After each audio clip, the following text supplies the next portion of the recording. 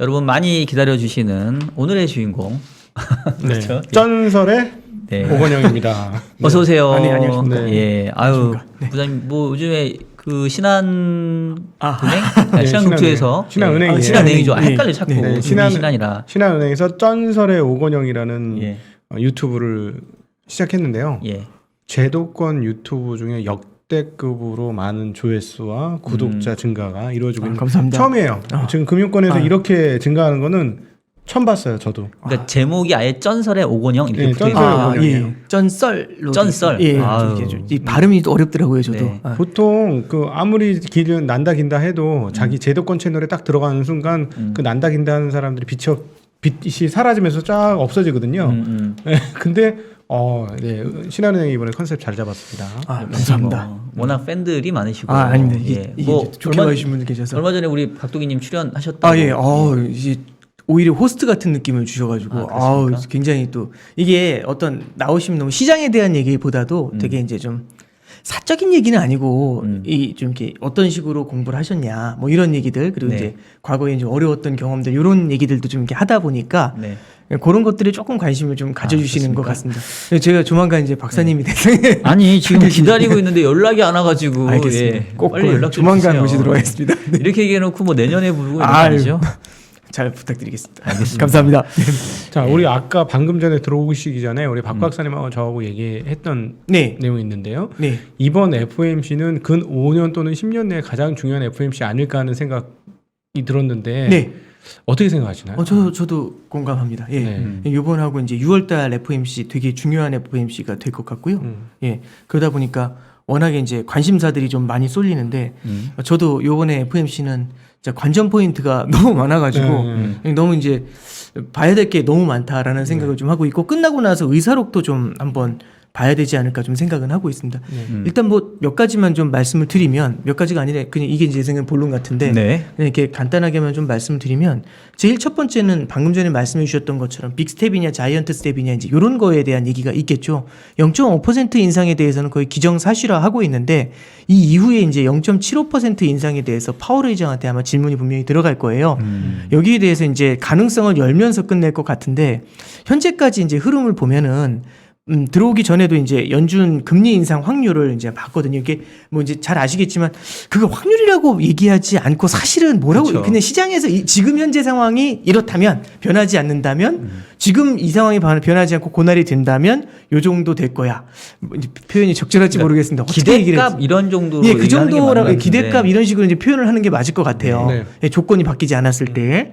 근데 그걸로 봤었을 때 저기 6월 달에 금리 인상 확률에 대해서는 거의 90% 0.75% 인상 확률을 거의 90% 이상으로 현재는 반영을 하고 있거든요.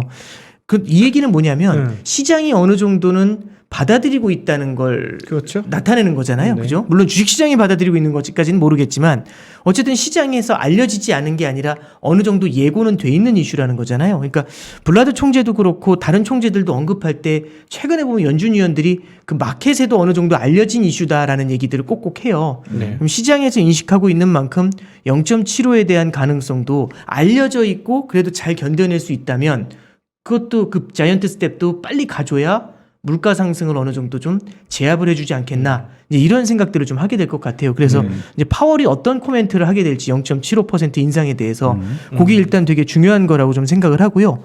두 번째는 이게 양적 긴축이 좀 이제 좀 어려운 표현들이 좀 많이 나오긴 합니다만 양적 긴축에 대해서 지난번에 이제 4월 달이었죠. 4월 달에 이제 한번 시장을 깜짝 놀라게 만든 적이 있었는데 이번에 양적 긴축 시작에 대한 예고를 하게 될 것 같습니다. 네. 그죠? 근데 양적 긴축에 대해서 이제 예고를 할 때 이게 참 논란이 많은 것 같아요. 이거 별거 아니다라고 하시는 분들도 있고 사실 뻥카다 이런 분들도 있고 근데 제가 봤을 때 뻥카까지는 아닌 게 이제 이렇게 보면 될 것 같아요. 예전에는 2017년도 9월 달에 예고를 하고 10월 달부터 시작됐었던 양적 긴축은 3개월 단위로 처음에 100억 달러씩 줄이는 거에서 3개월이 지나면 200억, 또 3개월이 지나면 300억, 또 3개월이 지나면 400억, 또 3개월이 지나면 500억 해서 500억 달러까지 결국에는 늘려가지고 줄여나갔잖아요. 네. 그러니까 100억에 시작해서 500억 달러라는 그 한도까지 도착할 때까지가 3333에서 1년이 걸렸습니다. 그렇게 해서 양적 긴축이 시작이 됐는데 이번에는 물론 이제 픽스는 아니지만 그 브레이너드도 그렇고 얘기할 때 뭐냐면 3개월 정도 내에 일단 맥스 캡까지 가야 된다. 그 얘기는 뭐냐면 950억 달러를 예고하고 있으니까 네. 처음에 시작을 할 때 뭐 300억에 시작하든 400억에 시작하든 그 정도로 시작한 다음에 3개월이 지났을 때 딱 950억 달러까지 한 방에 가야 된다. 이제 이런 얘기를 하고 있거든요. 그러면 일단 첫 번째는 예전에는 500억 달러가 한도였는데 줄이는 한도. 이게 950억 달러로 늘어난다는 게 1번. 예전에는 100억에서부터 시작해서 500억 달러까지 계속해서 그 한도까지 갈 때까지 걸리는 시간이 1년이었는데 이번에 3개월 만에 훅 간다라는 게 2번이 되는 거고요. 이제 여기에 대해서 이제 많은 분들이 논란이 있는 게 물론 이 부분은 제 생각에 박사님께서도 워낙에 많이 보셨겠지만은 이제 이런 거죠. 국채를 매월 이제 600억 달러 그 다음에 이제 모기지 채권을 MBS를 350억 달러를 줄인다고 하는데 네. 뭐 예를 들어 이런 거죠. 국채가 장기 국채를 타겟으로 해서 줄인다고 했거든요. 장기 국채가 만기가 안 돌아오면 600억 달러 못 줄이겠네. 뻥카네. 이제 이런 뷰들이 좀 많아요. 근데 연준이 제가 알기에는 올해 1년, 지금으로부터 1년 이내에 만기가 도래하는 그 장기 국채가 제가 알기에 1조 달러가 넘어요. 그럼 12개월이잖아요. 그럼 1조를 12로 나누면 한 900, 죄송합니다. 한 850억 그 정도 나오죠. 네. 그럼 이제 600억 달러는 충분히 채울 수가 있고. 네. 근데 이제 여기서 이런 반론이 나오죠. 어떤 달은 많이 나오고 어떤 달은 적게 나와서 어떤 달은 600억보다 못 나올 수 있잖아라는 질문이 가능할 수 있는데 거기에 대해서 연준 위원들이 뭐라고 얘기하냐면 만약에 못 채우면 그때는 T빌이죠. 초단기 국채들도 거기에 이제 그 한도에 포함시켜서 줄일 거다라는 이제 표현을 썼지 않습니까? 그러면 사실상 국채 쪽은 무난하게 600억 달러를 채울 것 같아요. 네. 근데 이제 이슈는 모기지 MBS입니다. MBS가 350억 달러인데 네. 그만큼 만기가 안 도래해요. 도래하지 않는데 이거는 이제 저도 사실은 과거 패턴을 거의 연구를 못 해봐서 그런데 이게 이제 예를 들어서 중간에 집을 판다거나 아니면 모기지 대출을 대환을 한다고 하죠. 리파이낸싱을 한다거나 할 때 이 모기지 채권의 중도 상환들이 이제 도래하게 되는데 이런 것들이 사실은 그 한도를 이제 메워줄 수가 있거든요. 근데 그걸로도 이제 사실 금리가 올라가는 국면에서는 리파이낸싱이 많이 안 일어나요. 네. 또 이게 아예 안 된다고 그렇죠. 합니다. 아예 안 된다고 봐요. 물론 이제 어려운 가게가 한도를 늘려가지고 리파이낸싱 하는 경우들이 있는데 그것도 사실 쉽지는 않거든요.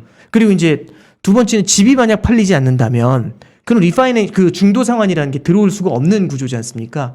그러니까 이제 연준 위원들이 이제 3월 달 FOMC 의사록에서 무슨 표현을 쓰냐면 만약에 필요하다면 MBS에 대해서는 셋오프를 할 수 있다라는 표현을 쓰죠. 네.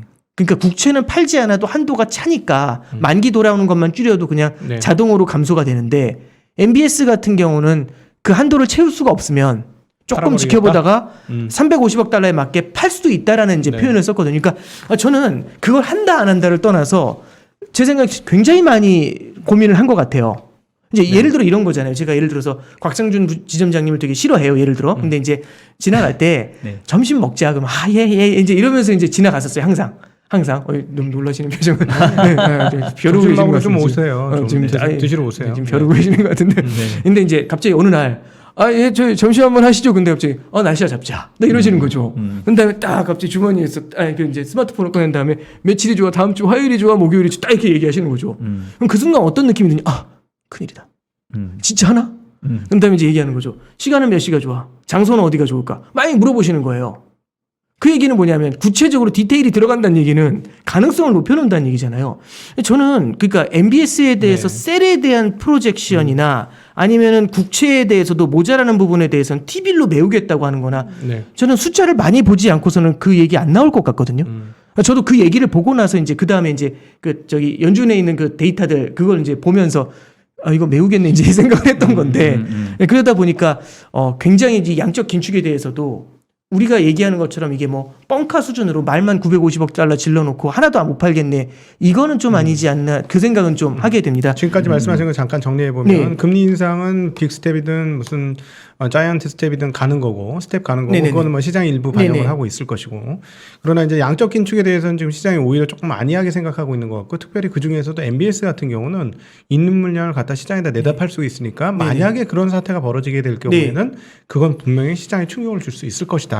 라고 정리를 해볼 수 있겠네요. 지금 하신 충격을 말씀을. 준다라는 표현은 제가 쓰진 않았지만 물론 그러니까 항상 그거잖아요. 도망가시는데 예. 지금. 이게 제가 잘 들어야 될 것 같아요. 이게, 그렇게 들렸는데 왜 그러세요? 이게 이제 그래서 저도 이제 생각하는 게 이제 이렇게 좀 보고 있습니다. 항상 여태까지 패턴을 보면 연준이 하고 있는 행동은 시장이 예상하는 것보다 딱 한 스텝씩 빨리 가거든요. 한 스텝씩. 그러니까 비하인드 커브가 아니라 약간 그 앞에 어헤드잖아요. 바로 앞에서 움직이거든요. 그러니까 한 번 인상할 거라고 생각하고 있으면 두 번 인상하고 세 번 인상할 것 같으면 네 번 인상하고 그러니까 계속 잡으려고 할 때마다 조금씩 멀어져 가는 이제 그런 느낌을 주고 있잖아요.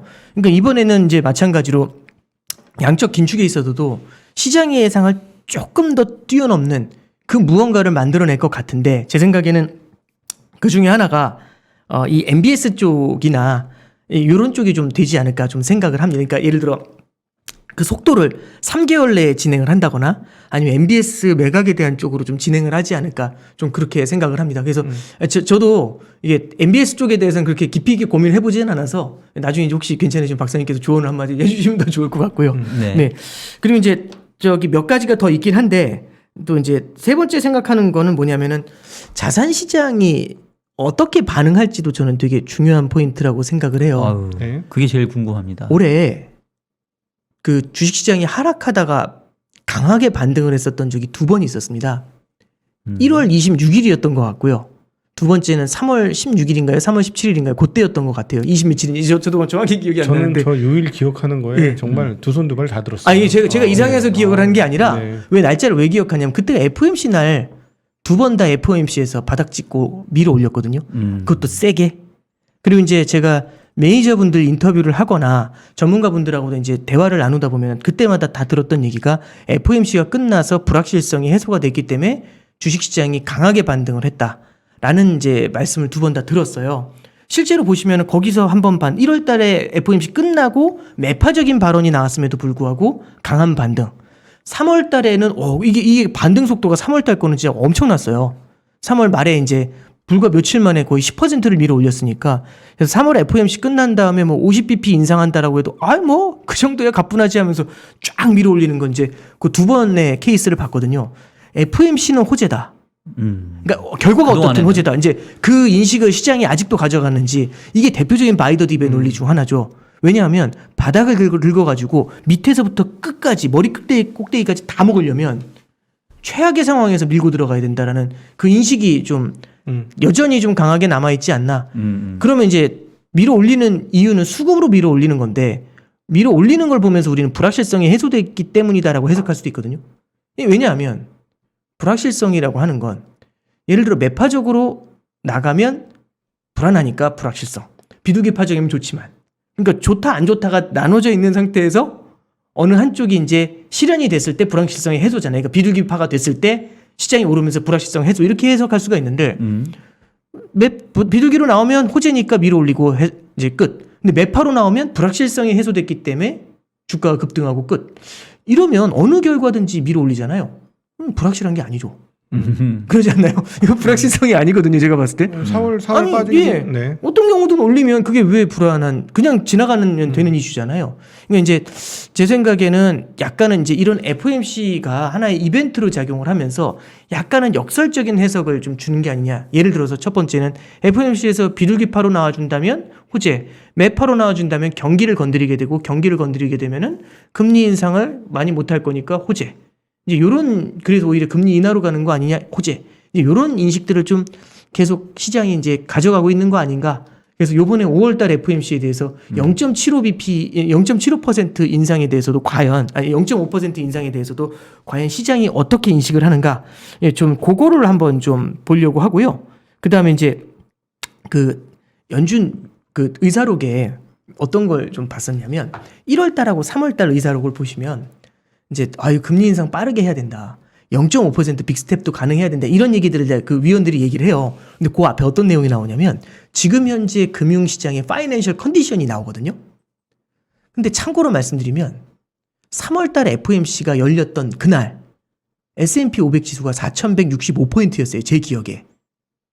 그럼 그 상황에서 뭐라고 얘기한 거냐면 0.5를 가야 된다. MBS를 셋오프 해야 된다. QT를 5월에 해야 된다. 이 얘기를 한 거거든요. 네. 그럼 연준 위원들이 그분들은 주식을 몰라요. 이게 아니 주가는 알겠죠. 그리고 떨어졌는지 올랐는지 몰라요. 그건 아닐 것 같아요. 자산시장이 하락한 것에 대해서 분명히 보고를 받았거든요. 네. 근데 4,165에서 그 얘기를 한 거잖아요. QT 가야 된다 이런 얘기들. 그럼 이제 요번에는 지금 S&P 500 지수가 지금 저 나오질 않죠. 4,100 한 20, 30 정도 30, 되는 예. 것 같은데 그 정도 레벨에서는 이제 과연 어떤 표현을 쓸까? 현 상황에 대한 인식 여기에 대해서 이제 이 정도의 레벨대에서 또 어떤 표현을 쓰게 될까? 저는 이제 그것도 한번 좀 봐야 된다라고 보고요. 그다음에 이제 되게 지루하게 말씀 많이 드렸는데 마지막으로 하나 보는 건 이번엔 매파와 비둘기파가 어떻게 싸우는가가 되게 중요할 것 같습니다. 이게 저는 포인트라고 보는데요. 사실상 핵심이라고 생각하고요. 첫 번째는 작년 말에 매파하고 비둘기파가 어떻게 싸웠냐면 연내 테이퍼링 하냐 아니면 내년에 테이퍼링 하냐 이걸로 싸웠어요. 네. 올해 이제 작년 말 올해 초에 넘어왔을 때는 2022년에 금리 인상하냐 2023년에 금리 인상하냐 이걸로 싸웠거든요. 네. 왜냐하면 테이퍼링과 금리 인상은 명확히 다른 기준으로 가겠다라고 선언을 했기 때문에 네. 그걸로 싸웠는데 딱 올해 1월 달 딱 들어왔을 때는 어떻게 얘기를 했냐면 금리 인상을 빠르게 가냐 아니면 천천히 가냐 요걸로 싸웠고 3월 달 직전에는요 0.5를 올려도 되냐 안 되냐로 싸웠어요. 근데 지금은 이제 얘기가 어디까지 전개됐냐면 중립금리까지 올려야 되냐 아니면 중립금리를 넘어서까지 올려야 되냐 요거 갖고 싸우고 있어요. 이게 무슨 말씀인지 잠깐 좀 말씀을 드려보면 블라드 총재가 얘기하는 건 저는 그 사람하고 말싸움 붙으면 그냥 죽을 것 같아요. 한 방에. 너무 논리적이라서 읽다 보면 그 공감이 너무 잘 돼요. 간결하면서도 이게 무슨 얘기냐면 모두가 지금 오해를 하고 있다. 현재 물가 지수가 8.5%다. 그러면 8.5%를 유지해야 되냐 잡아내려야 되냐 이걸 물어보는 거죠. 잡아내려야죠. 2%까지 잡아내려야죠. 오케이. 자, 그러면 자 보자. 중립금리가 뭐냐? 이 물어보는 거죠. 중립금리는 그 물가를 올리지도 않고 낮추지도 않는 이제 우리의 마음속에 있는 이상적인 그 금리, 아름다운 금리, 우리의 마음속에 살아 숨쉬는 그런 금리요. 그러면 오케이. 중립금리가 되면 물가가 올라가냐 내려가냐? 그대로죠. 유지가 되잖아요. 그럼 8.5잖아요. 여기서 중립금리까지 올리면 8.5를 유지하죠. 우리는 8.5를 유지하는 게 목표가 아니란 얘기죠. 네. 그렇죠. 잡아내려야 되잖아요. 네. 잡아내리려면 어떻게 해야 되는데? 그러면 예? 중립금리 위로 올라가야 긴축적이 되고 그래야 내려올 거 아니에요. 그렇죠.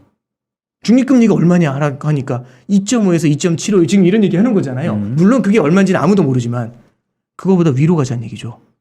그러니까 연준 위원들이 하는 얘기들을 잘 들어보면은 중립금리라는 단어를 갖다 네이버에 찍고서 위원들이 했던 얘기들을 딱 보면 비둘기파적인 위원들은 뭐라고 하냐면 2.5%까지 올린다 이것보다도 중립금리까지는 신속하게 가야 된다.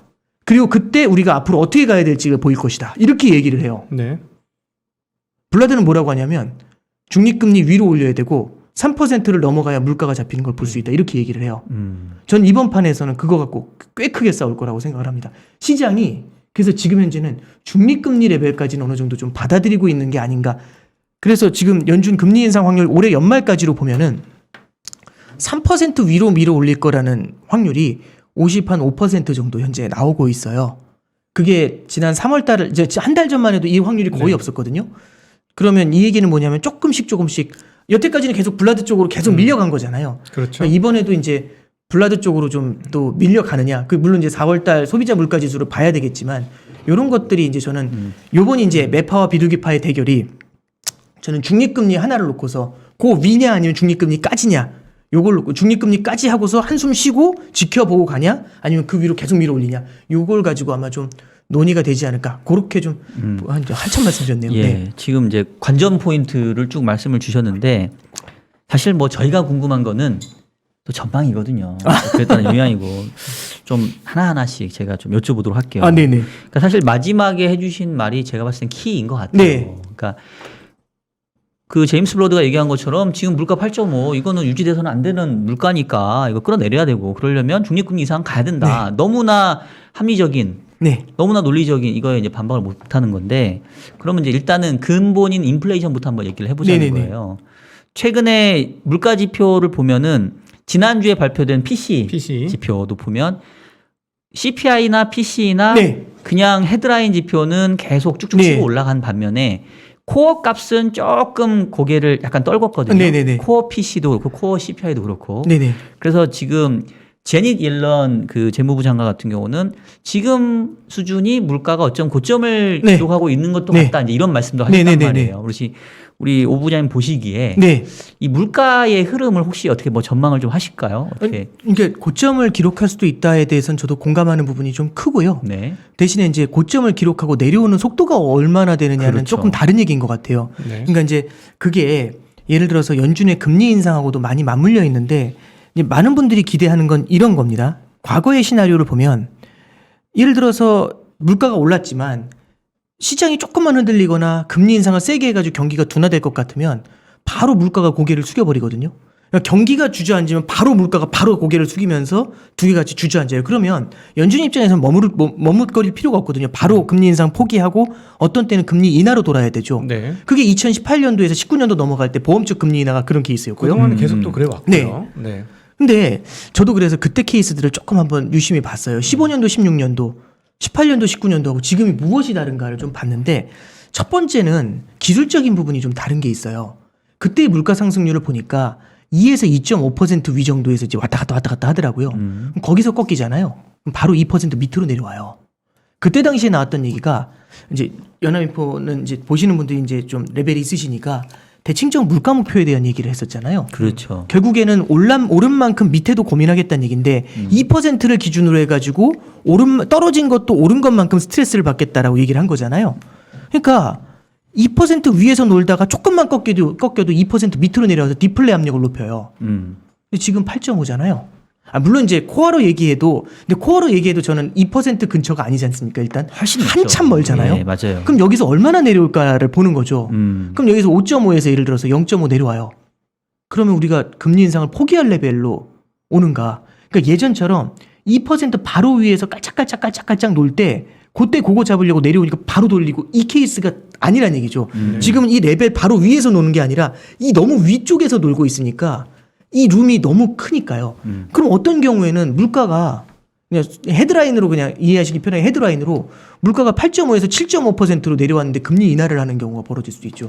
이거는 사실은 넌센스일 수도 있지 않습니까? 네. 네, 그래서 저는 이제 첫 번째는 그 케이스를 좀 본 거고요.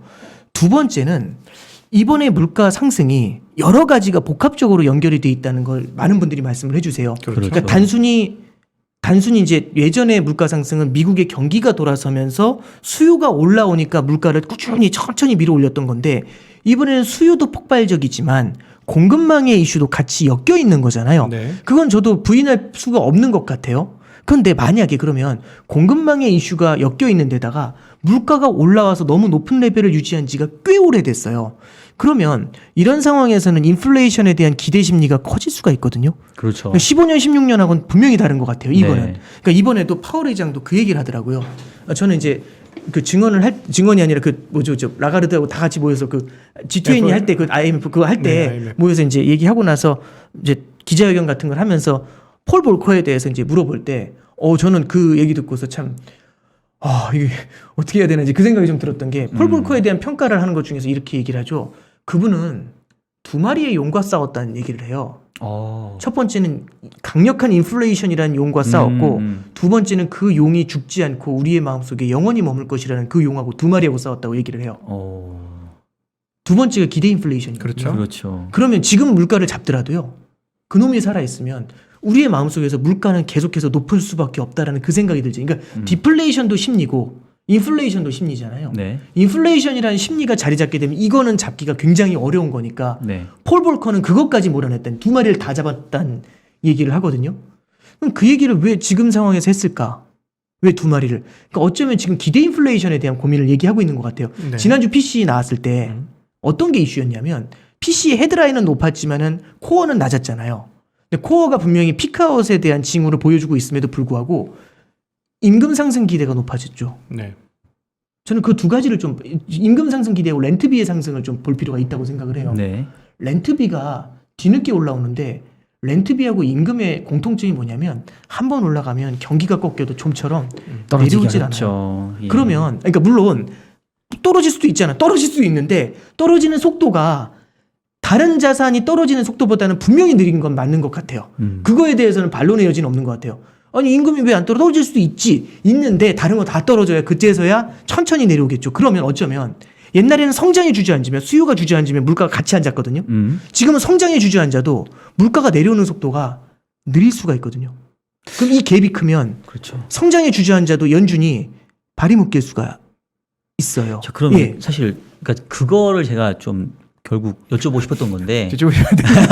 미쳤다 들어가는. 그러니까 지금 말씀 주신 게 그거잖아요. 이게 지금 설령 물가가 피크아웃 했을지라도 떨어진 속도 매우 느릴 거고 네. 지금의 물가는 여전히 높은 수준이니까 결국 끌어내리려면 그럼 아까 제임스 블러드의 의견처럼 결국 중립금리 이상으로 가야 된다는 얘기가 그냥 도출이 되거든요.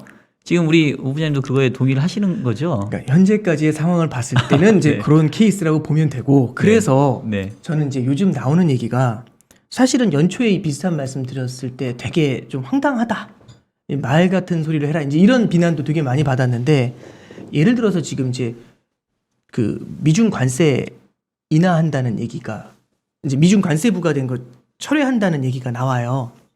그러니까 1차 합의됐었을 때 줄인 거하고 한 달 전에 500개 품목 중에서 절반 이상을 갖다가 관세를 철폐를 했거든요. 지금 이제 코어만 남아 있는데 코어에 있는 걸 추가로 이제 관세 철폐에 들어간다라는 얘기를 좀 하고 있더라고요. 그러니까 미국 당국 내에서도 분명히 현재 인플레이션을 성장을 건드리지 않고 인플레이션을 잡을 수 있는, 그러니까 연준을 지원할 수 있는 무언가에 대한 방향을 좀 굉장히 많이 고민하고 있는 게 저는 첫 번째라고 생각을 합니다.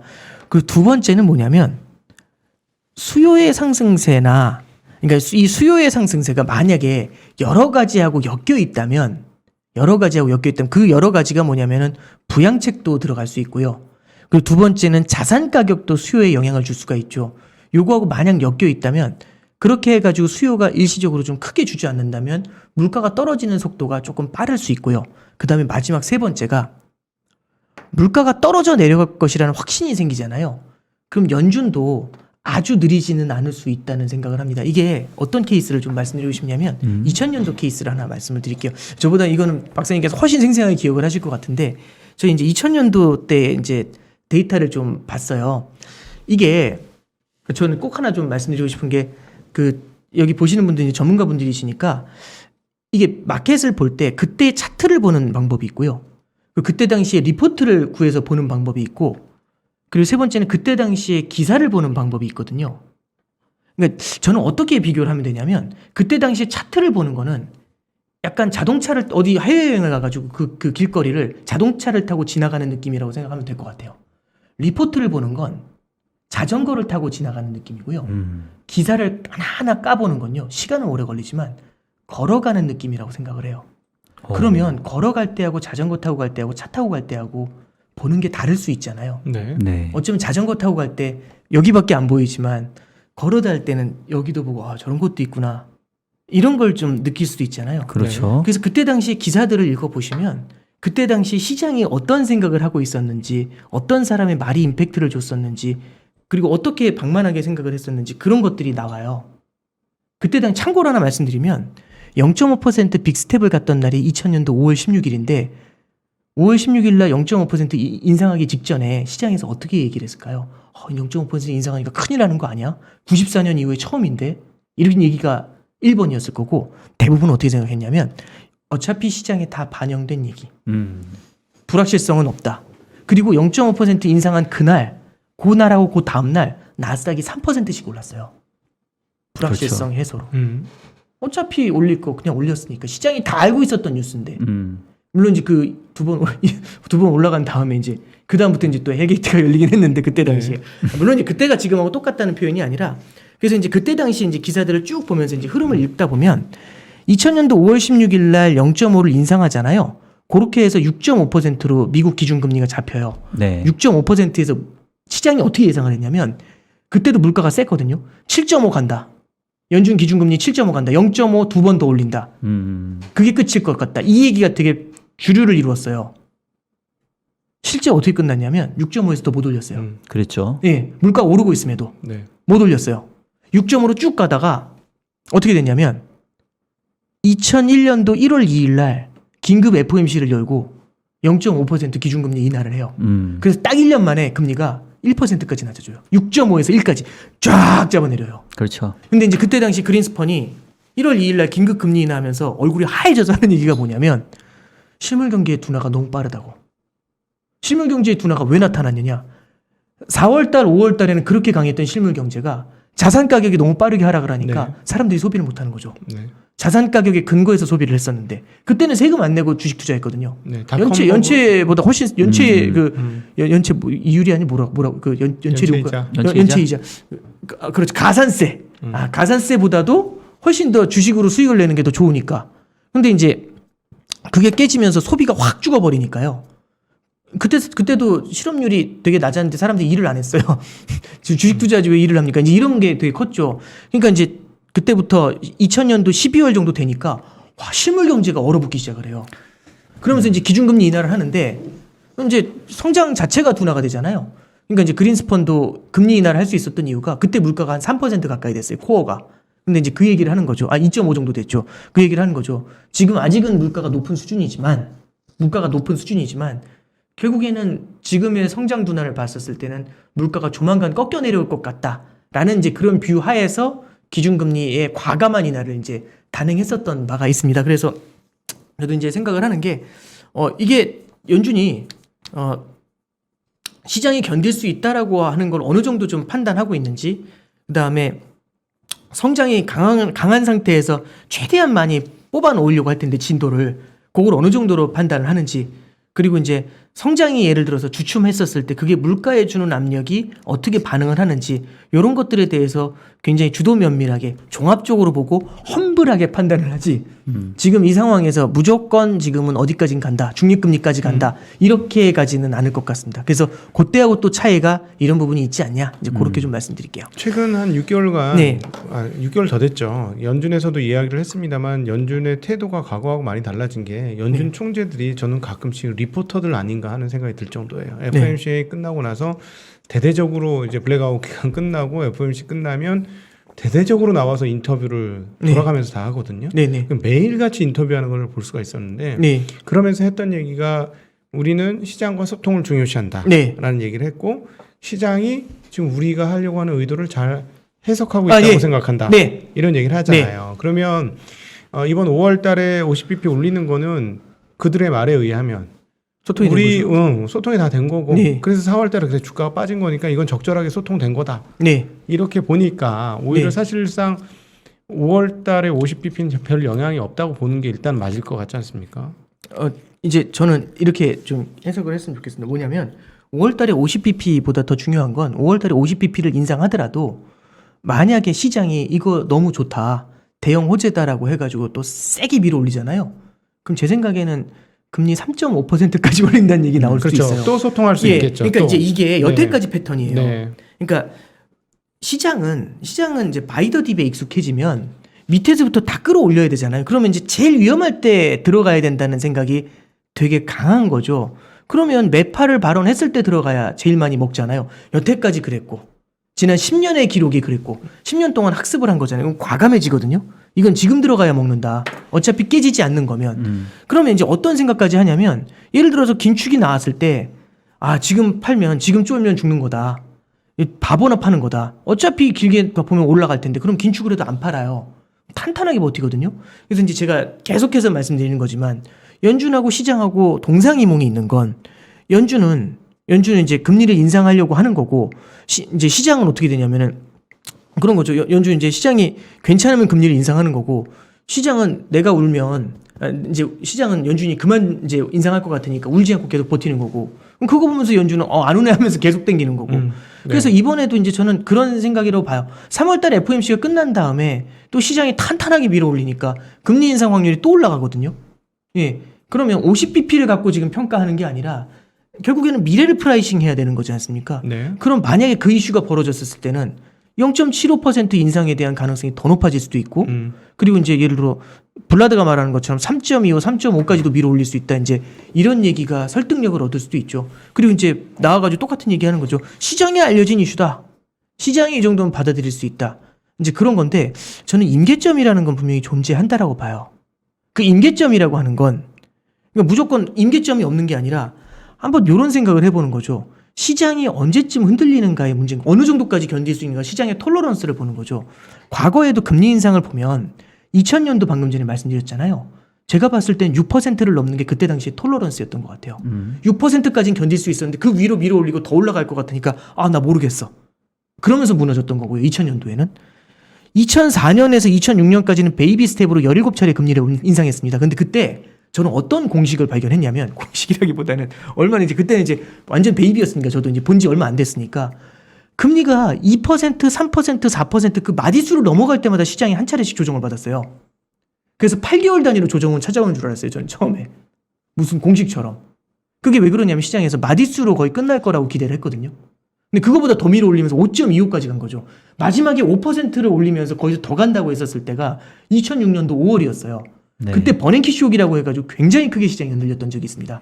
그리고 2006년 6월에 5.25까지 올리고 게임이 끝났죠. 그 이상 금리 인상이 없었어요. 네. 그리고 그 다음 금리 인상 사이클이 2015년에서 18년이잖아요.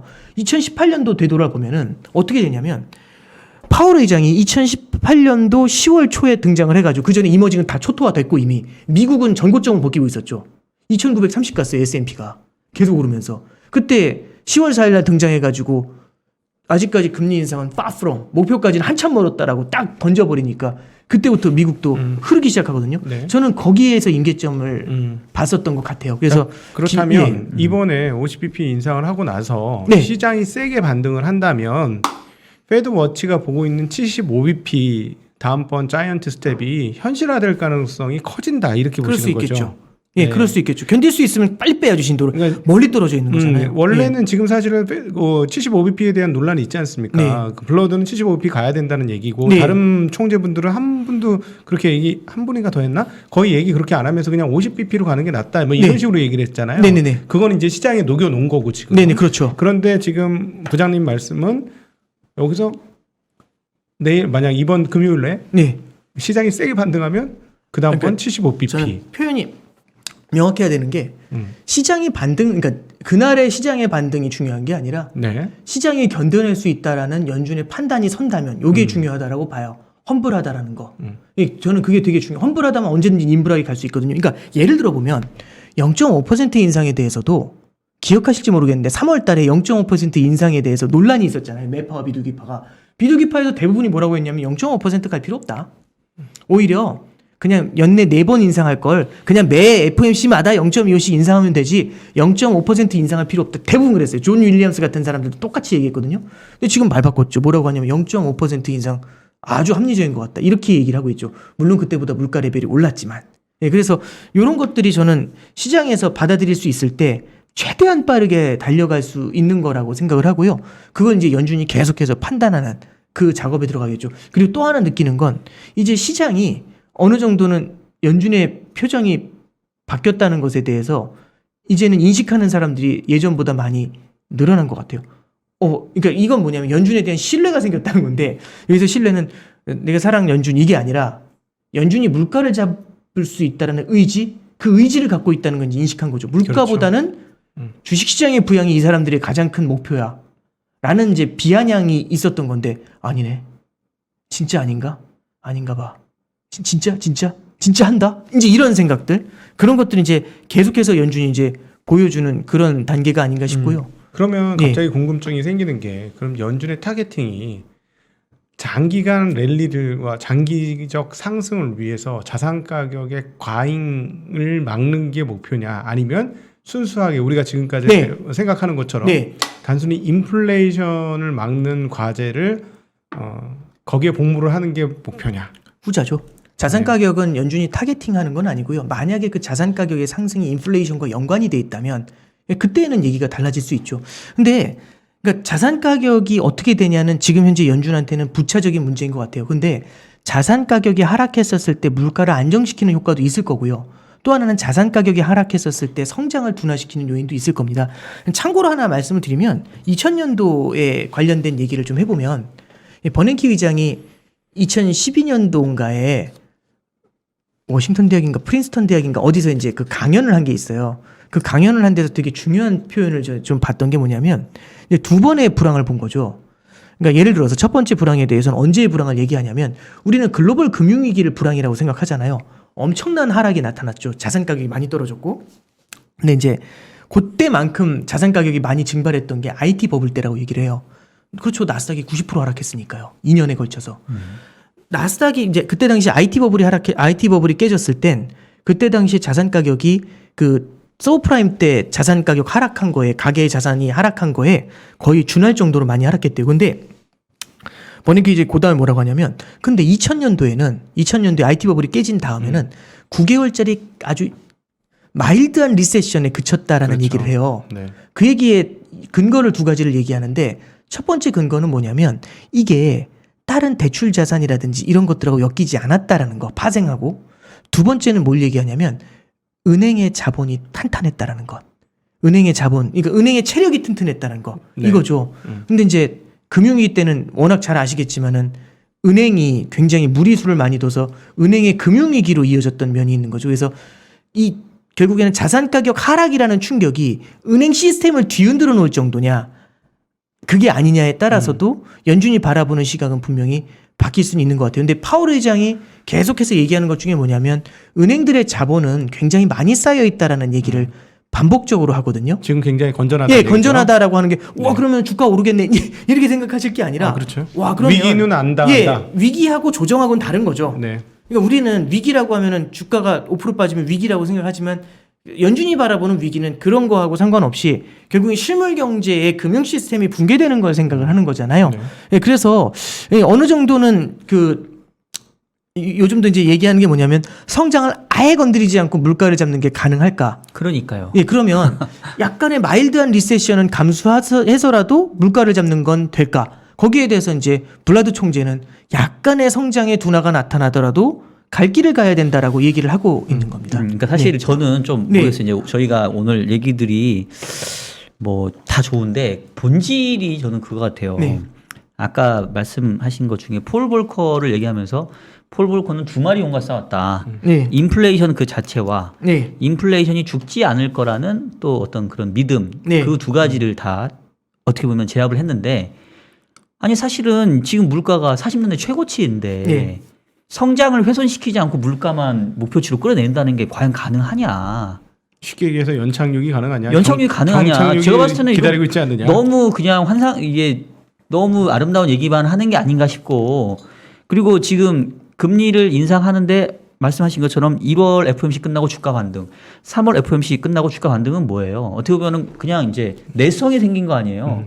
그러니까 약간 바이러스로 보게 되면 약 먹었는데 얘가 견디고 다시 올라오는 거잖아요. 과연 자산 시장이 조정 없이 이렇게 탄탄한데 과연 기대 인플레이션이 죽을 수 있겠냐? 결국은 필연적으로 자산 가격을 무너뜨려야만 인플레가 잡힐 수밖에 없는 거 아닌가라는 생각이 들거든요. 네. 그거는 어떻게 그러니까 생각하세요? 지금 말씀하시는 게 이제 너들리가 했었던 얘기죠. 주식과 채권 시장을 무너뜨리지 않으면 물가를 잡을 수 없을 겁니다라고 얘기하는 거죠. 그러니까 뭐 만약에 그렇게 됐었을 때는 물가를 잡는 속도가 더 빠를 수 있죠. 폴 볼커도 마찬가지로 80년대 그렇게 해서 잡았고 자산 시장도 무너뜨리고 경기도 다 같이 박살을 냈었죠. 그러니까 물가가 진짜 이게 후 하고 주저앉아 버리잖아요. 무슨 풍선 바람 빠지듯이. 근데 그러니까 연준이 그때처럼 움직이지는 않을 것 같고요. 네. 첫 번째는 그러니까 아예 충격이 없이 지나갈 것이다. 그거는 저도 사실 잘 모르겠어요. 그렇지만 이제 예전에 이제 더들리가 폴 볼커식으로 얘기하는 것에 대해서는 저도 공감하지 못하는 근데 부분이 그 분명히 있습니다. 당시하고 지금하고 너무 다른 게 네. 지금은 미국 사람들 노후가 주식시장에 너무 많이 연계가 돼 있고 사과학회 같은 게 너무 많이 붙어 있어서 네. 그런 정도까지 죽여가지고는 너무 힘들 것 같은데요. 뭐 이게 저는 이제 그야말로 네. 물가 잡으려고 다 초과상관 다 태우는 상황인. 그러니까 이제 잡혀서 초과 상관이 태우면 다시 이제 물을 끼얹겠죠. 근데 이제 제 얘기는 네. 뭐냐면 네. 이런 식으로 네. 자꾸 이제 시장이 계속 어떤 결과적으로는 그동안에 사실은 연준은 이게 데이터 디펜던트가 아니라 제가 봤을 때는 주식시장 디펜던트였거든요. 주가 빠지면 상당히 부양해주고 네, 설득력 있습니다. 주가 오르면 네. 좀 긴축하고 근데 그동안에는 그럴 수 있었던 이유가 물가가 안정적인 시기였기 때문에 네. 첫 번째 미션인 물가가 항상 안정적이었으니까 그 다음에 두 번째인 자산시장을 봤던 것 같은데 지금은 물가가 지금 8.5%고 말씀하신 것처럼 웬만해 떨어지기 힘들고 40년대 최고치인데 네. 자산시장 따위를 지금 볼 겨를이 있겠냐 네. 연준이. 그리고 제가 작년인가 아마 우리 각도기님 그 방송에 제가 출연해서 그 얘기했던 것 같은데 저희 오부장님 제가 여쭤보고 싶은 게 만약에 작년에 파월 의장이 물가 상승이 일시적이다라고 판단했었을 때 조금 정신을 바짝 차려가지고 혹시 그때부터 금리를 올리기 시작했다고 한다면 네. 인플레가 이렇게까지 안 하지 않았을까요? 미리 선제적으로 움직였다면 조금 잡혔을 것 같은데 이거 너무 풀어놓은 거 아닙니까? 그럼 결국은 뒤늦게 하려면 이 흔히 말하는 호미로 막을 거 가리로 막아야 되는 판국에 지금 온 거 아닌가요? 네, 저도 그렇게 생각합니다. 네. 네, 그러니까 결국에는 그건 뭐 동의될 수밖에 없죠. 괴물을 키웠던 거죠. 그러니까 예전 너무 쉽게 생각했던 거죠. 그러니까 올라오지 않을 거라고 확신을 했었기 때문에 20년간 없었잖아요. 네. 네. 그리고 손만 대면 사라져 버렸던 너무나 약했던 인플레이션이었기 때문에 얘는 뭐 조금 강해져 봤자 조금 세져 봤자 멍멍이 수준이지 이렇게 생각했는데 알고 보니까 용이 돼 버린 거죠. 근데 여기서 잠깐 네. 인플레이션을 우리가 자꾸 괴물이라고 취급을 하는데 네. 뭐 애완견이라고 생각할 수 있지 않을까요? 인플레이션을 왜냐하면 미국 연준이 네. 그동안 하는 태도를 보건데 자산 시장을 부양하기 위해 그렇게까지 보이잖아요. 네. 그건 뭐냐면 너무나 오히려 디플레가 괴물이었지. 인플레는 우린 수단이 많아. 잡을 수 있는 수단이 많아. 마음만 먹으면 잡을 수 있어라고 그동안 생각했고 차라리 오히려 인플레는 한번 좀 와봤으면 좋겠어 하는 게 그랬었죠. 그러니까 고용을 이렇게 네. 고용 끝까지 밀어붙인 거 아니에요. 고용이 좋아질 때까지 끝을 보고 내가 움직이겠다고 한 네. 거 아니에요. 네네. 그러니까 차라리 인플레를 애완견처럼 생각하고 있는 부분이 없잖아 있지 않을까. 그러니까 저는 이제 인플레하고 아까 전에 말씀드렸던 인플레 기대 심리를 같이 엮어서 설명을 해드려야 되는 것 같은데요. 네. 우리가 이제 70년대를 바라봤었을 때 그때 이제 The Great Inflation이라는 표현을 썼던 이유가 10년 동안 그 강력한 인플레이션이 이어졌었고요. 그럼 이제 그때는 연준이 너무 방만했다라고 생각하실 수 있지만 물론 방만했지만 팩트지만 뒤에는 이제 70년대 중반 이후부터는 금리 인상도 하면서 긴축적인 기조로 빠르게 따라갔었거든요. 물가를 잡으려고. 물가 잡으려고 별짓 다 했어요. 근데 못 잡았거든요. 가장 큰 이유가 긴축을 하긴 했는데 너무 심각한 긴축까지는 하지는 않았었던 거죠. 그랬더니 물가도 제대로 못 잡고 이 기대 인플레이션이 있다 보니까 이 물가 상승이 영원할 거라고 생각하면 미래의 소비를 땡겨버리지 않습니까? 네. 그러니까 이게 같이 이제 병합이 되면서 물가가 계속해서 폭발적으로 올라가는 그런 문제가 생기는 그게 또 실물 경제를 주저앉게 만들고 그리고 실물 경제가 주저앉더라도 이 문제는 물가가 빠르게 떨어지지 않는 워낙에 높다 보니까 네. 그러니까 이걸 그 이전에 있었던 사람들이 하지 못했었던 거를 볼커가 경기를 박살내겠다라는 얘기를 하면서 그 꼬마애한테 우리 아빠 실직당해가지고 당신 때문에 우리 아빠가 괴로워하고 우리 가족이 다 나앉게 생겼다라는 그 편지를 받으면서까지 이제 그 플랜을 했었던 거잖아요. 그렇게 해서 결국에는 물가를 잡았던 거잖아요. 그러니까 지금도 물가 상승이라는 거를 저는 좀 이게 기대 인플레이션이 어디까지 픽스가 된다라는 표현을 쓰는데 어디까지 픽스가 되는지는 저희가 조금 봐야 될 것 같아요. 만약에 네. 이게 픽스가 돼버리면 네. 그럼 정말 상황이 그러니까 뭐냐면 공급망의 이슈도 이슈지만 공급망의 이슈가 풀려야지 물가가 내려가는 그것도 이슈지만 이게 기대 심리가 살아나게 되면 웬만해서는 이게 고질병이 돼서 이게 잘 안 떨어질 뿐만 아니라 더 문제는 뭐냐면 만약에 이번에 잡더라도 고질병이 다시 돌아온 거잖아요. 예를 들어 허리에 고질병이 있었다고 가정을 하면 이 허리에 고질병은 옛날에는 밤을 새서 일을 해도 이제 안 나타났다가 10년 만에 나타난 거죠. 네. 그럼 한 번 도지면 괜찮아졌다가도 또 밤새서 일하고 나면 바로 찾아오죠. 그러니까 이게 그러면은 무언가 우리가 앞으로는 저성장이 굉장히 장기화될 거다라는 그런 두려움이 굉장히 클 텐데 우리한테 네. 이거를 긴 플랜으로 가져가려고 하면 언제든지 경기 부양이라는 게 굉장히 많이 필요한 거잖아요. 그렇잖아요. 근데 경기 부양을 하려고 할 때마다 이 인플레이션이 불청객처럼 찾아와가지고 하지마 이러면 어려운 근데 거죠. 지금 우리 많은 분들이 경기에 대한 이야기를 하면서 네. 거의 정말 많은 분들이 어떻게 생각을 하고 있냐면 금리를 올리면 경기가 죽을 것이다라는 얘기를 하거든요. 네. 저는 계속 그 부분에 대해서 의문이 있어요. 네네네. 물론 이미 GDP 성장률이 지금 마이너스 1.5% 나오면서 봐라 네. 벌써 왔다. 네. 벌써 왔으니 이제 큰일 났다라는 건데 미국 경기가 진짜 그렇게 허약할 것인가 하는 의문이 좀 있어요. 아, 네. 네. 그러니까 만약에 우리가 과거에 그래서 항상 미국 경기가 그저 그랬기 때문에 금리 조금만 올리면 미국 경기 박살나. 그러면 이제 본격적으로 스테고 와. 뭐 이런 생각을 하는데 생각보다 이번 그 인플레이션을 일으켰던 경기 상승세가 생각보다 강하다면 버틸 수 있는 거 아닙니까? 그럴 수 있죠. 근데 그러니까 그거를 잘 모르겠는 거예요. 네. 미국 경기가 정말 도대체 어느 정도로 좋은지 나쁜지. 미국 그러니까 이렇게 생각하는 거죠. 그러니까 연준도 결국에는 수술을 할 때도 보면은 환자의 컨디션이 좋아야 대수술을 할 수 있는 거잖아요. 그렇죠. 아무 때나 하면 안 되거든요. 그러니까 이제 환자의 컨디션이 좀 올라올 때 으악 하면서 수술을 한번 해줘야죠. 그래야 견딜 수 있는 거예요. 아니면 큰일 나죠. 그러니까 지금 이 정도로 대수술을 할 수 있는 게 자산 가격만 바라보는 게 아니라 성장이 워낙에 탄탄하니까 블라드도 그 얘기를 하는 거죠. 아니 0.7억 올린다고 하는데도 시장에 알려져 있는데도 그리고 물가가 이렇게 올라가도 소비를 할 수 있다라는 거는 그만큼 힘이 있다는 얘기다. 그러니까 힘이 있을 때 여기가 충격을 조금 받더라도 여기서 받는 충격 이 정도 충격 받는 게 그나마 덜할 거다. 그래서 94년도의 모델에 대해서도 얘기를 하죠. 94년도에 금리를 팍팍팍팍 인상을 하니까 인상할 때는 되게 아팠거든요. S&P도 10% 이상 하락하고 그런데 결국에는 95년도 정도 되니까 미국 경기가 빠르게 이제 돌아서는 거거든요. 거기서 질질 끌면서 편안하게 가면은 오히려 버블은 버블대로 키우고 나중에 훨씬 더 큰 고통을 받는 거 아니냐라는 얘기를 하는데 그러니까 그 부분이 저도 굉장히 공감이 많이 되는 부분이에요. 네. 일단 그래서 이렇게 진행하는 이유 중에 하나가 성장이 탄탄하니까 그런 것들이 그래서 사실 주식시장 제가 잘 모르지만 결국 금리가 올라가니까 주식시장이 하락해요. 이거는 사실은 또 다른 얘기잖아요. 네. 주식 중에서도 보면은 지금 오히려 전고점 벗기는 주식들도 있는 거고 그렇죠. 이럴 때 탄탄한 성장을 보여주는 그러니까 주식들도 다 똑같은 폭으로 하락하는 게 아니라 다 차별화가 나타나. 물론 실적이 미스하는 건 진짜 패대기를 쳐버리는 그런 모습들이 확실히 나타나는 거에 대해서 공감을 하지만 그래서 어느 정도 이제 뭐냐면은 허약한 체질하고는 다르니까 이게 진행이 된다는 게 일단 첫 번째입니다. 그래서 저는 어느 정도 버틸 수 있으니까 연준도 다가오는 거고 도저히 버틸 수 없다면 연준이 긴축을 멈추지는 않겠지만 속도 조절 분명히 할 수 있다라고 생각을 해요. 그 속도 조절은 제가 뒤쪽에서 다시 한번 좀 말씀을 조금 부연 설명드리려고 하고요. 그리고 이제 두 번째는 말씀드리고 싶은 건 그럼 이제 우리가 미국의 성장이 탄탄한 이유를 한번 잠깐 고민해 보는 거죠. 그럼 왜 강할까? 첫 번째는요. 경기 부양책을 세게 썼죠. 네. 네. 그죠? 재정하고 통화로. 그리고 금리가 제로였잖아요. 자산 가격이 굉장히 크게 올랐어요. 그렇잖아요.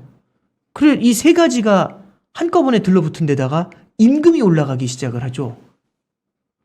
그러면 소비력이 강해지는 거지 않습니까? 그렇죠. 그리고 달러가 강하잖아요.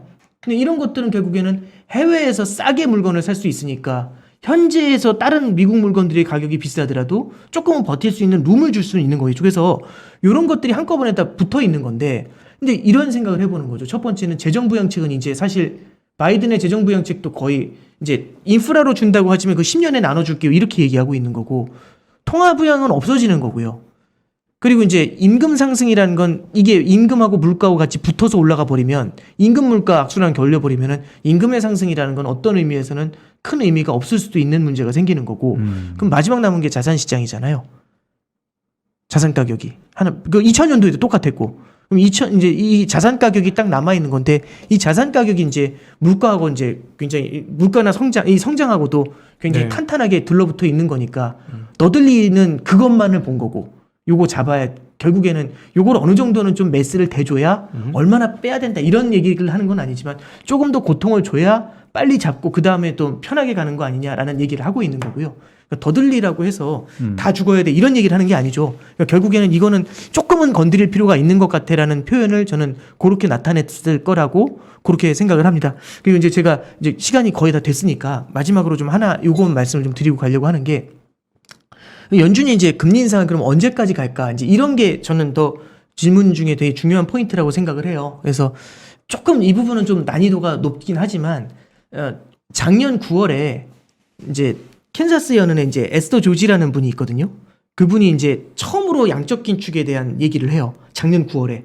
그때 테이퍼링도 들어가지 않았을 때 양적 긴축에 대한 표현을 딱 쓸 때 금리 인상하고 양적 긴축의 그 상황에 대해서 이제 비교 분석을 해서 얘기를 해줘요. 어떤 얘기를 하냐면 금리 인상을 한다고 가정을 하자. 근데 대차 대조표가 너무 커진 거죠. 양적 완화를 많이 해서.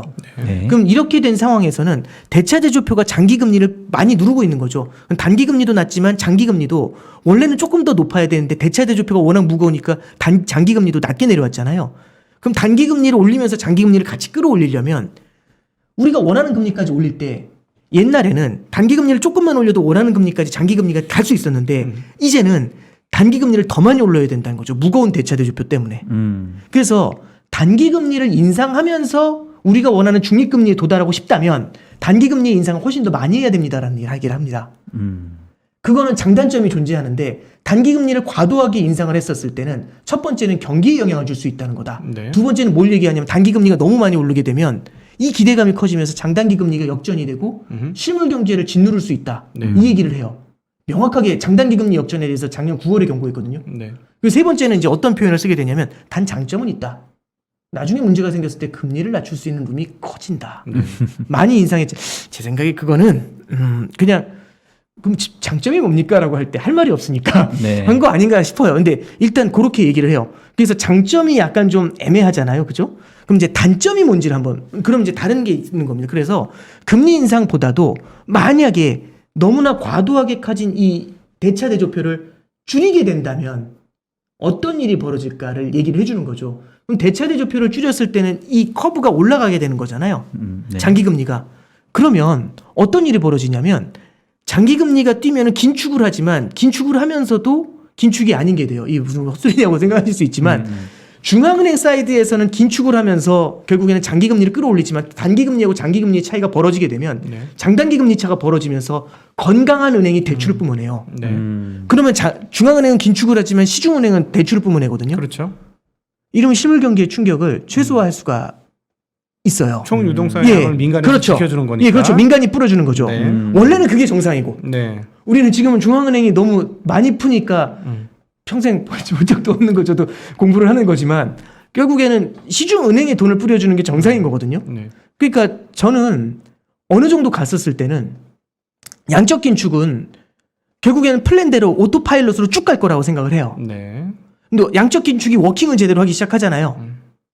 그러면 어쩌면 기준금리 인상에 대한 얘기도 에서 조지가 매파에 속합니다. 이것도 제 생각에는 한번 챌린지를 받을 거라고 생각을 합니다. 얼마가 될지 모르지만 제 생각에는 그래서 저는 뭔가 변화가 나타난다라고 한다면 이 연준의 어떤 금리 인상 이 스탠스에서 뭔가 변화가 나타난다라고 한다면 양적 긴축과 이 금리 인상이 같이 진행이 되다가 어느 한 스텝에서는 금리 인상이 천천히 가고 양적 긴축으로 이 커브를 벌려놓는 방법으로 장단기 금리 차를 확보를 해야 되니까요. 근데 우리가 그때는 그런 생각할 수 있거든요. 양적 긴축이 온다. 극단의 긴축 끝판왕 하면서 끝났다 이렇게 생각하실 수 있지만 은행이 건강하다면 네. 버틸 수 있다. 예, 그리고 시중에 자금을 공급하는 공급원이 또 있기 때문에 네. 시중에 자금이 너무 빨리지 않아서 경기가 버틸 수 있을 것이다라는 말씀하신 거죠. 네, 저 진짜 오늘 곽상준 지점장님 질문이 너무 날카로워서 송곳으로 찌르는 느낌입니다. 아니 정리한 거예요 지금 말씀하신. 네. 그러니까 저는 이제 그래서 좀 이 마지막 이 파트가 되게 좀 이게 난해하고 제가 막 횡설수설을 해서 아마 이해가 좀 안 되셨을 수는 있는데 저는 이제 그런 쪽에서 좀 아까 말씀드렸던 것처럼 그러니까 그걸 다시 한번 정리해 보면 연준의 마음속 보관에는 경기 죽이지 않고 우리 연착륙 시킬 수 있다라고 하는 보관에는 처음에는 단기 금리를 조지면서 올릴 텐데 장기 금리 올리다가 그다음 2탄에는 두 번째 라운드에 가서는 양적 긴축으로 장기 물 금리를 상당폭 높게 유지하면서 장단기 금리 차를 유지시켜서 민간은행은 대출을 원활하게 님을 조절해서 장단기 금리 차를 유지시켜서 계속해서 대출을 많이 하게 함으로써 경기를 안 죽이고 갈 수 있다라는 보관이 지금 연준의 생각이 아닐 거냐라는 말씀하신 거죠. 네. 네. 아주 그렇게 됐으면 좋겠습니다. 네, 그러니까 네. 여기까지 들으시면 시나리오 쓰고 있네 이제 이 생각하실 수 있는데요. 충분하죠. 네. 저는 그렇게 생각을 해요. 처음부터 그렇게 가잖아요. 그럼 새 가슴 역시 또 꼼수 이렇게 생각할 수 있어요. 네. 초반에는 모든 전쟁은 충격과 공포입니다. 네. 초반에 확실히 기선을 제압해 놓고 그런 다음에 그다음에 양적 긴축은 계속하면서 금리 인상의 속도를 조금 조절하면 그때는 긴장감을 못 놔요. 무서워 못 따라가. 이걸 알려줘야지 물가를 잡을 수가 있거든요. 그러니까 제 생각에는 그러니까 75bp도 할 수 있겠네. 지금 말씀 듣다 보니까 굉장히 이제 다양한 얘기가 나오고 있는데 그러니까 뭐 제 생각에는 저는 그래서 좀 드리고 싶은 말씀이 이렇게 연준도 옛날하고 다른 건 폴 볼커 때는 경기를 박살내든 말든 간에 물가다 이건데 지금은 험블 앤 임블입니다. 네. 이게 지금 이 험블 앤 임블이 우리한테 정말 무서운 말처럼 다가오지만 그게 또 어떤 경우에는 시장이 견딜 수 없을 것 같다라는 인식을 연준이 하게 되면 그때는 또 얘기가 좀 바뀔 수가 그러면 있어요. 예. 블러드도 항상 그 얘기를 하는 거죠. 네. 일단 초반에 그렇죠. 기선제압 해놓고 안 되면 내려주면 돼. 이게 이제 블러드의 블러드 얘기지 얘기 중에도 않습니까? 있어요. 실제 네. 그 얘기를 했어요. 예. 그래서 일단은 잡아야 된다라는 얘기를 하는데 일단은 잡고 가자라고 하는 데 대해서 반론을 하기가 참 어려운 것 같아요. 제가 그 자리에 그러니까 저 같은 사람이 있을 리도 없겠지만 제가 그 자리에 있더라도 그걸 논리적으로 반박하기가 8.5 상황에서는 무슨 논리로 이걸 반박해요. 네. 예. 그러니까 저는 자꾸 드는 생각이 아까도 얘기했지만 작년에 조금 일찍부터 금리를 그건 올렸으면 맞는- 네. 이 지경까지 안 왔을 것 같고 아까 얘기했던 것처럼 1월 FOMC 이후에 주가 반등하고 3월 FOMC에 주가 반등했다는 얘기는 결국 시장보다 훨씬 결과적으로 연준이 도비시했다는 얘기예요. 근데 이 말은 사실 좀 결과론이잖아요. 네. 지금 결과론이기 때문에 이런 결과론을 만들고 있는 변수가 가장 강력한 변수가 아직도 살아있죠. 공급 긴축, 공급망 적체. 아니 그러니까 예, 그래서 예. 결국은 지금 상황에서는 더 이상 물러서면 안 될 거다. 지금 5월, 6월, 7월 그 금리 인상의 확률 기대치를 보면은 50bp, 75bp, 50bp 이렇게 돼 있는데 초장에 요번 참에 좀 잡아놓지 않으면 결과적으로는 계속해서 시장에 내성만 생겨가지고 가래 호미로 막을 거를 자꾸 가래 이제 뭘로 막아야 되나 이제 뭐 더 커질 것 같아서 글쎄요 뭐 이건 답은 없지만 네. 하여튼 뭐 오늘 또 늘 항상 좋은 저희와 의견을 또 나눠주셔서 너무 감사드리고요. 이 오부장님 오시면은 이게 좀 더 하고 싶은데 네. 또 우리 또 뒤에 기다리신 분도 있고 하니까 어떻게 더 하신 말씀 또 있으신가요? 아닙니다. 이 정도로 네, 알겠습니다. 하겠습니다. 다음 순서도 있으니까요. 예, 우리 궁금하신 분들은 우리 신한은행의 쩐썰의 쩐썰의 오건영 감사합니다. 봐주시고요.